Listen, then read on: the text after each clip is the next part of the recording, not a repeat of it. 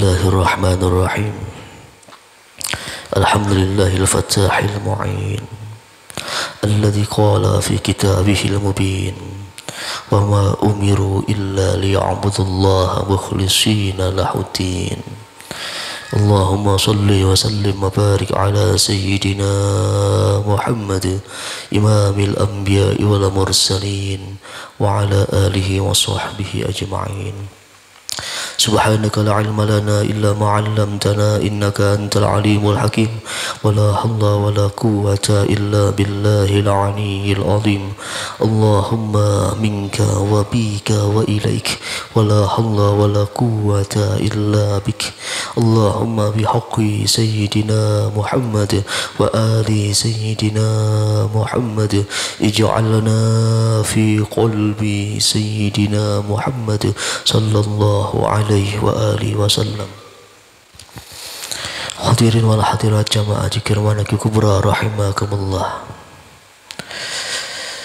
Dalam kitab Fadlul Mu'minin min kalami Rabbil Alamin, saya disebutkan firman Allah Subhanahu wa taala dalam Al-Qur'an surah Al-Baqarah di ayat 208. Allah Subhanahu wa taala berfirman, A'udzu billahi minasyaitonir rajim. Bismillahirrahmanirrahim.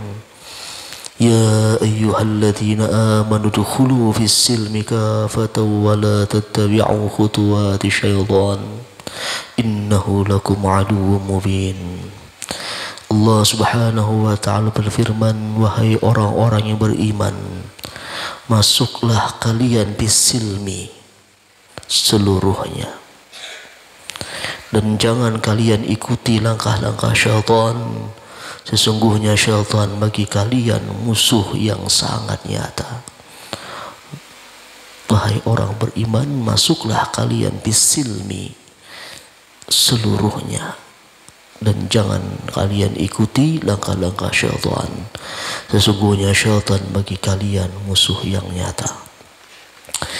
Hadirin wal hadirat jamaah zikir manaqib kubra rahimakumullah. As-silmi ini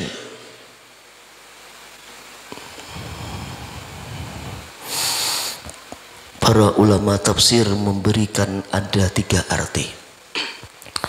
Di para ulama tafsir mengartikan makna as-silmi ada 3 makna.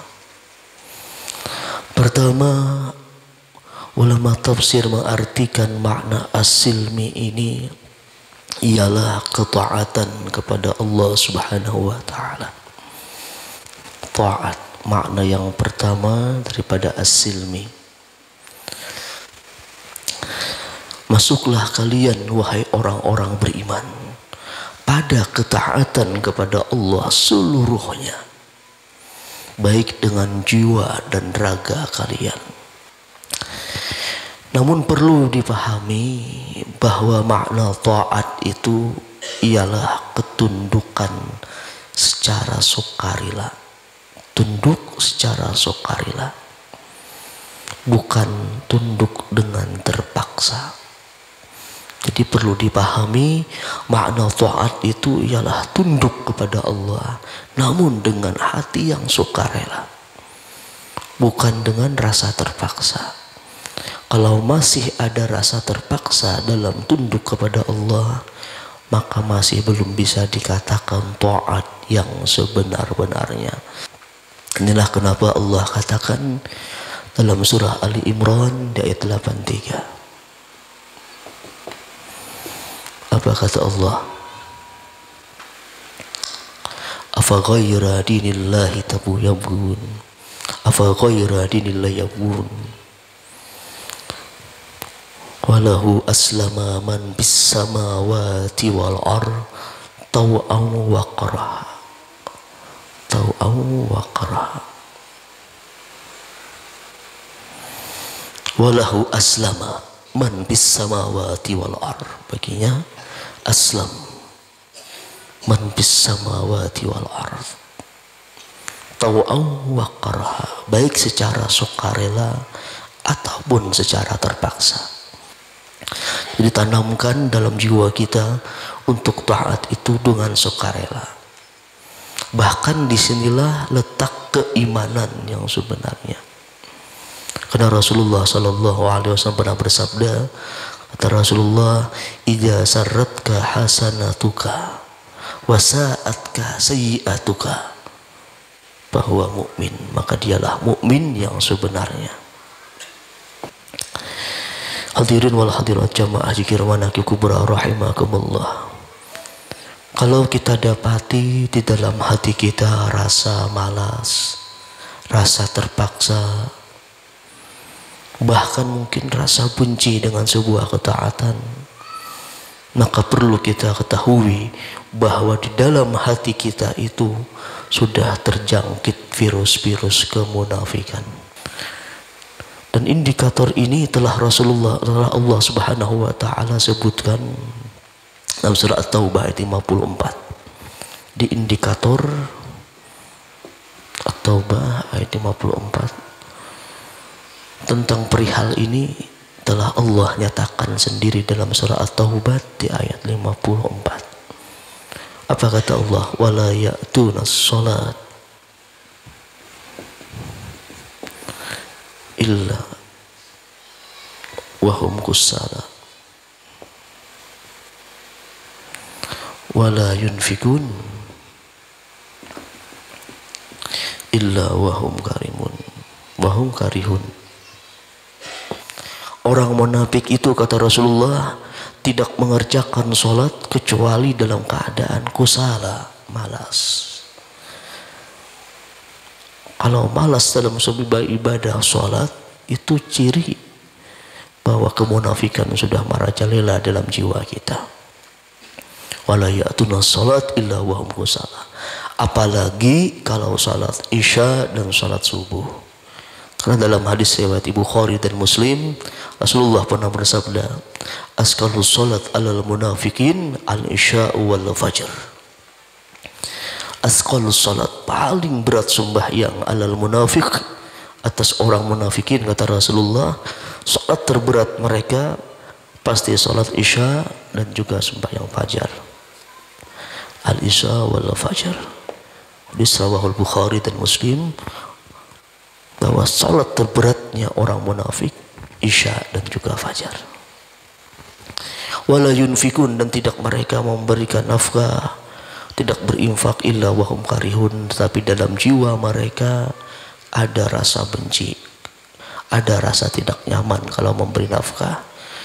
Ini dua tanda yang Allah nyatakan dalam surah At-Taubah di ayat 54. Hadirin wal hadirat jamaah zikir manaqib kubra rahimakumullah. Dalam tafsir Al-Misbah disebutkan bahwa arti nifaq, nifaq itu dalam tafsir Al-Misbah disebutkan makna an-nifaq. Munafik itu ialah, arti asalnya itu ialah sebuah terowongan yang memiliki dua pintu.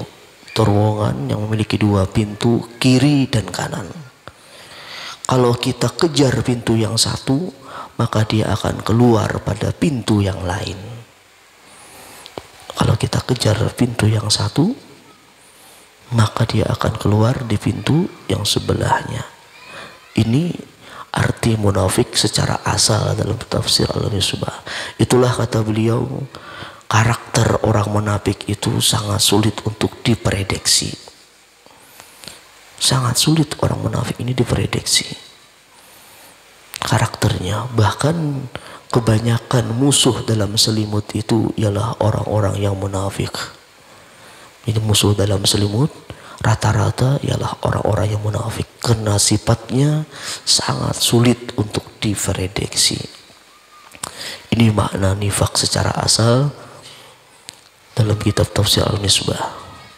Kenapa mereka demikian? Mereka menyangka bisa menipu orang beriman, padahal Allah nyatakan dalam Al-Baqarah di ayat ke-9. Apa kata Allah di surah Al-Baqarah itu ayat 9? Wala yakhda'una illa anfusahum wala hum yash'urun. Namun mereka tidak mengetahui Apa kata Allah dalam surah Al-Baqarah ayat 9? Yukhadi'una Allah walladzina amanu. Orang munafik itu merasa bisa menipu Allah, bisa menipu orang beriman. Yukhadi'una Allah walladzina amanu. Wa ma yakhda'una illa anfusahum. Hakikatnya dia tidaklah menipu kecuali dia menipu dirinya sendiri. Walahum yash'urun, namun mereka tidak mengetahui. Hadirin wal hadirat jamaah zikir manaqib kubra rahimakumullah. Al-Imam Ibnu Rajab Al-Hambali, beliau juga pernah ditanya orang, wahai Imam Ibnu Rajab Al-Hambali, apa makna munafik nifaq? Apa dijawab beliau ketika ditanya orang, wahai Imam, apa maknanya munafik? Dijawab Al-Imam Ibnu Rajab Al-Hambali, munafik itu, kata beliau, ialah penipuan, kelicikan, dan perbuatan yang tidak sesuai dengan yang sebenarnya. Beliau mengartikan munafik dengan 3 macam. Dan beliau membagi munafik itu ada 2. Ibnu Rajab Al-Hambali membagi munafik itu terbagi 2, kata beliau. Ada munafik akidah, kata beliau. Ada munafik akidah. Munafik akidah ini, kata Imam Ibnu Rajab Al-Hambali, ialah orang yang mengaku beriman. Dia mengaku di depan manusia beriman, namun dia mengingkari seluruh atau sebagian ajaran Islam. Yang kedua, kata Imam Ibnu Rajab Al-Hambali, ada juga munafik perbuatan. Ada munafik akidah, ada munafik perbuatan. Munafik perbuatan ini, kata beliau, ialah orang yang ketika di hadapan menampakkan perbuatan baik, namun ketika di belakang dia mengerjakan yang sebaliknya. Di depan dia seolah-olah jadi orang yang baik, seolah-olah jadi pahlawan, namun di belakang dia melakukan perbuatan yang sebaliknya. Ini munafik secara perbuatan. Ada munafik akidah, ada munafik perbuatan. Dan orang-orang munafik ini bukan hanya ada di zaman kita. Di zaman Rasulullah SAW juga sangat banyak orang-orang munafik. Di antaranya adalah Abdullah bin Ubay. Ini bisa dikatakan raksu munafik. Di zaman Nabi sudah ada demikian. Bahkan dia menghasut sahabat-sahabat lain untuk menjahati Rasulullah SAW. Di depan Nabi dia bertindak bersifat sebaliknya, seolah-olah sangat baik di depan Nabi, namun di belakangnya dia menyimpan dendam, rasa tidak nyaman, bahkan ingin menghancurkan Rasulullah SAW. Inilah orang munafik di zaman Nabi, Abdullah bin Ubay. Dan cukuplah satu ayat ini sebagai teguran bagi orang-orang munafik di surah An-Nisa ayat 145. Bisa kita lihat di surah An-Nisa 145. Apa kata Allah Subhanahu wa taala? Innal munafiqina fit darkil asfal minan nar walan tajida lahum nasira. Kata Allah, innal munafiqin fit darkil asfal minan nar walan tajida lahum nasira. Orang munafik itu di neraka nantinya, tempatnya pada paling bawah neraka. Di neraka itu ada bertingkat-tingkat. Orang munafik letaknya di paling bawah.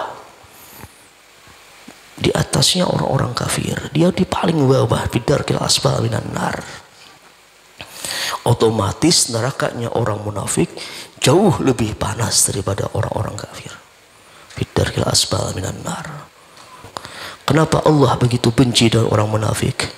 Karena Allah tahu orang munafik inilah yang menghancurkan Islam dari dalam. Hadirin wal hadirat jamaah zikir manaqib kubra rahimakumullah. Yang perlu kita pahami, kita tanamkan bahwa dalam sebuah ketaatan itu harus ada dua hal ini.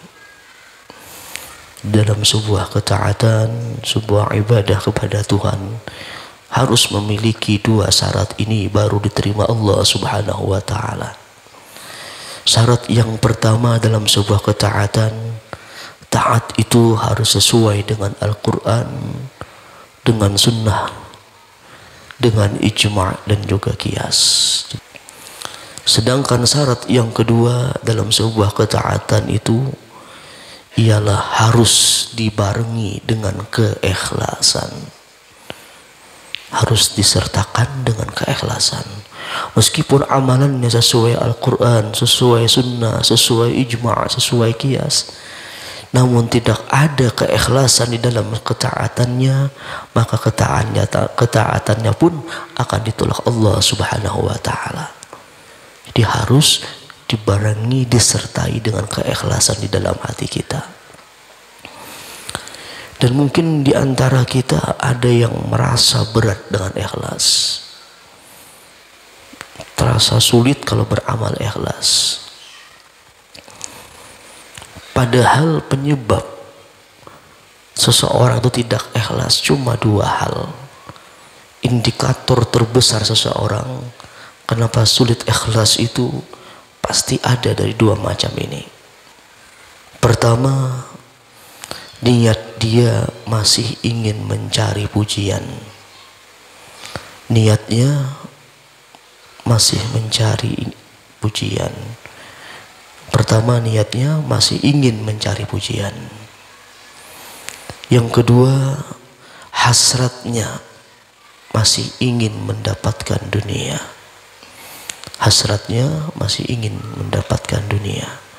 Dua indikator ini penyebab terbesar seseorang tidak bisa beribadah ikhlas kepada Allah Subhanahu wa ta'ala kalau niatnya masih ingin mendapatkan pujian dan juga hasratnya masih ingin mendapatkan dunia. Na'udzubillah summa na'udzubillah. Aqulu qawli hadza wa astaghfirullahal azim li wa lakum wa lisairil muslimina wal muslimat wal mu'minina wal mu'minat bi sanami alina nabiyyi wa bi syahadil haqqi syahadil qadir al jilani wa bi sirril fatihah.